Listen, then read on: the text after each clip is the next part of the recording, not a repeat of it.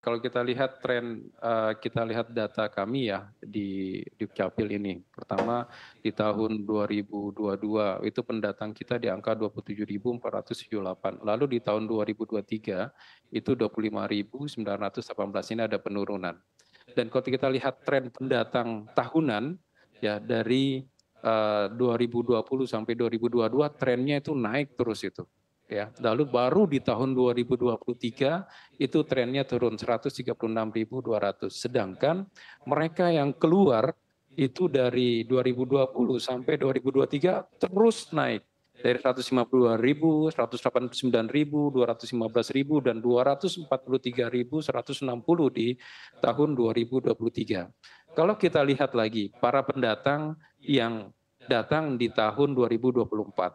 Di Januari itu saat ini jumlahnya 9.137, lalu Februari 6.301, itu turun 38%. Lalu di bulan Maret juga itu di angka 6.000. Kalau kita lihat tren rata-rata bulanan per tahun, ya itu jumlahnya di tahun 2023 per bulan itu 11.350 dan di tahun 2022 itu angkanya naik juga 12.646. Jadi dari 2022 2023 itu turun tren per bulannya. Nah, sekarang saat ini Januari saja itu jauh di bawah tren per bulan di tahun 2002 dan 2023. Sedangkan yang keluar di Januari ke Februari itu naik. Dari 19.000 naik 26.000 dan naik lagi 47.542. Oleh karenanya kami prediksi turun pada tahun ini antara 10.000 sampai 15.000-an. Baik, kita akan mengulik lebih dalam lagi, begitu lebih jauh lagi terkait dengan Kilau Jakarta ya tentunya untuk sebagai ladang mencari cuan bagi masyarakat secara nasional begitu ya, seperti apa kilaunya ini akan terus berlangsung. Mungkin dari Pak Sarman sendiri untuk latar belakangnya begitu, tadi kita sudah mendengarkan dari Pak Budi seperti apa trennya dari tahun ke tahun begitu, dan di satu sisi dari kacamata pengusaha sendiri memandang terkait dengan hal ini dan juga latar belakang di balik hal ini seperti apa sebetulnya Pak Sarman? Ya, kita dari Kadin Indonesia mengamati bahwa adanya tren yang memperlihatkan pemerataan dan konektivitas yang mulai terbangun ya di beberapa daerah. Pemerataan ini turut menjadi salah satu faktor untuk menekan jumlah pendatang baru ke Jakarta dalam hal ini. Ya, tentu kita dari dunia usaha sangat bersyukur apabila memang tren ini menurun, artinya ada beberapa faktor yang sudah bisa dirasakan oleh masyarakat dalam hal ini. Yang pertama dari sisi investasi. Ya, investasi di tahun 2023 itu 51,5% itu sudah berada di luar Jawa dalam hal ini. Artinya bahwa kesempatan kerja di daerah itu sudah mulai tersedia dengan masuknya investor-investor di daerah. Kalau selama ini kan hanya tertumpu di Pulau Jawa dalam hal ini. Tapi kami dari Kadin dan pemerintah itu kan kita mendorong supaya ada terjadi pemerataan. Nah, sehingga kita lihat trennya saat ini 51% investasi itu sudah ada di luar Pulau Jawa.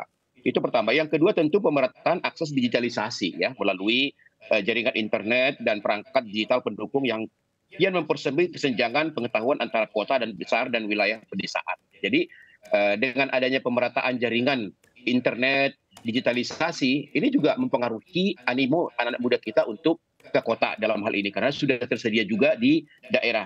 Tentu yang ketiga adalah meratanya pembangunan infrastruktur yang turut membuka lapangan kerja baru dalam hal ini. Nah, ini saya rasa faktor-faktor ini yang mempengaruhi sehingga kita melihat bahwa tren daripada anak-anak muda kita pencari pekerja itu ke kota sudah mulai berkurang dalam hal ini. Sehingga ke depan memang ini bukan lagi bahwa bukan lagi kebiasaan kalau mencari kerja itu harus ke kota dalam hal ini. Baik. Artinya tadi Anda sendiri menekankan begitu bahwa pemerataan ekonomi ini sudah mulai terasa dan tadi juga digambarkan begitu secara makro seperti apa latar belakang ataupun juga alasannya begitu untuk pendatang baru di Jakarta terus berkurang. Tapi di satu sisi kita ketahui juga begitu bahwa Pemprov DKI Jakarta juga aktif begitu untuk melakukan berbagai hal teknis termasuk adalah penertiban terus dilakukan, himbauan juga terus dilakukan begitu untuk mengurangi ya pendatang baru ke Jakarta setiap tahunnya. Tapi mungkin apakah ini juga menjadi artinya secara evaluasi ini cukup efektif begitu Pak Budi dengan langkah-langkah yang sudah dilakukan oleh Pemprov DKI Jakarta sejauh ini?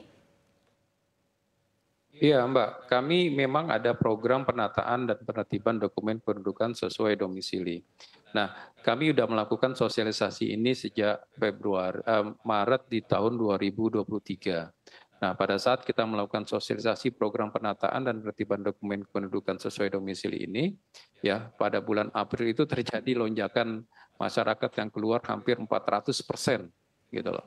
Nah, karena mereka takut bahwa mereka akan terkena program penertiban dokumen kependudukan sesuai domisili ini. Yaitu bahwa apa yang kita lakukan ini adalah amanah dari undang-undang.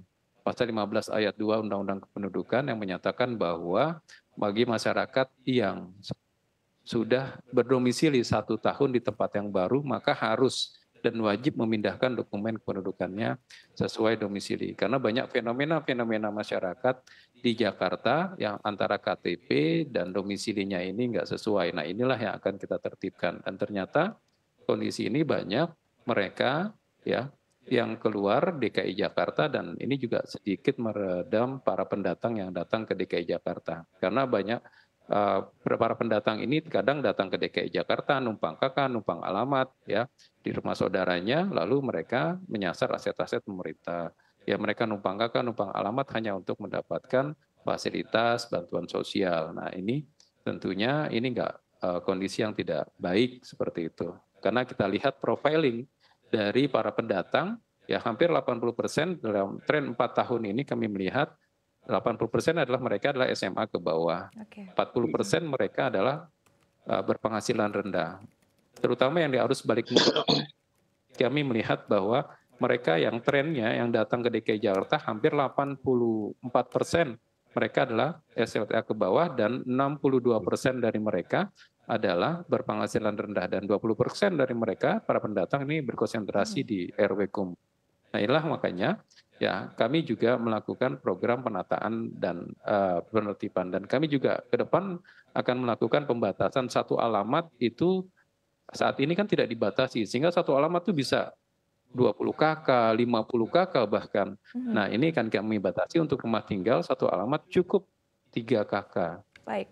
Seperti ini itu. Untuk rumah tapak begitu ya, Pak? Gimana, Pak? Untuk rumah tapak berarti ya, Pak Budi? Untuk pembatasan 1 KK, 1 alamat begitu? Iya. Satu alamat iya, 4 KK? Iya, 1 alamat 3 KK. Nanti ke depan akan kami batasi seperti itu. Jadi nggak 1 alamat saat ini kan bisa 10, 20, ya, karena tidak ada pembatasannya.